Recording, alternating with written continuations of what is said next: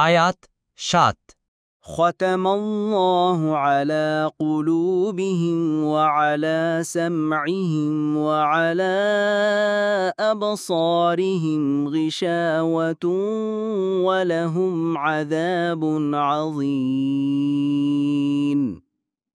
অনুবাদ: আল্লাহ তাদের হৃদয়সমূহ ও তাদের শ্রবণ শক্তির উপর মোহর করে দিয়েছেন এবং তাদের দৃষ্টির উপর রয়েছে আবরণ, আর তাদের জন্য রয়েছে মহাশাস্তি।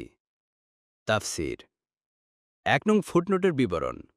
এই আয়াতে শিলমোহর বা আবরণ শব্দের দ্বারা এরূপ সংশয় সৃষ্টি হওয়া অস্বাভাবিক নয় যে, যখন আল্লাহই তাদের হৃদয়ে শিলমোহর এঁটে দিয়েছেন এবং গ্রহণ ক্ষমতাকে রহিত করে দিয়েছেন, তখন তারা কুফরি করতে বাধ্য।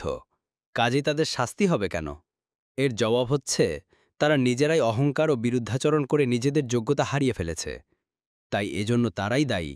যেহেতু বান্দাদের সকল কাজের সৃষ্টি আল্লাহই করেছেন, তিনি এই স্থলে শিলমোহরের কথা বলে জানিয়ে দিয়েছেন যে, তারা নিজেরাই যখন সত্যগ্রহণের ক্ষমতাকে রহিত করতে উদ্যত হয়েছে, তখন আমি আমার কর্মপদ্ধতি অনুযায়ী তাদের এই খারাপ যোগ্যতার পরিবেশ তাদের হৃদয়ে সৃষ্টি করে দিয়েছি।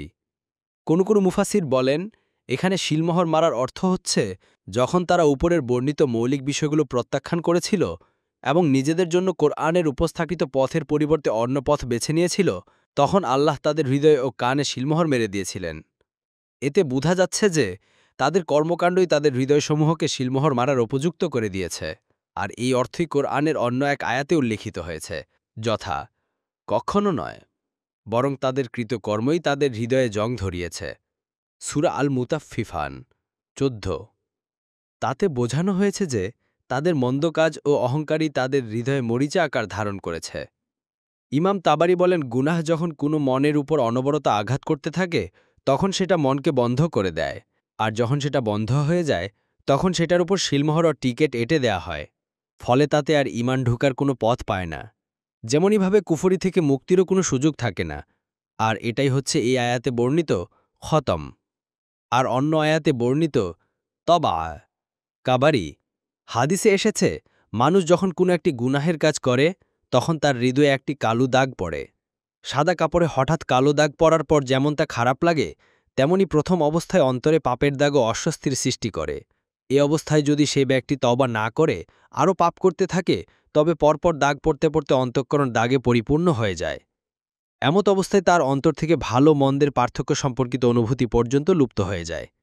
তিরমিজি ৩৩৩৪, ইবনে মাজা ৪২৪৪।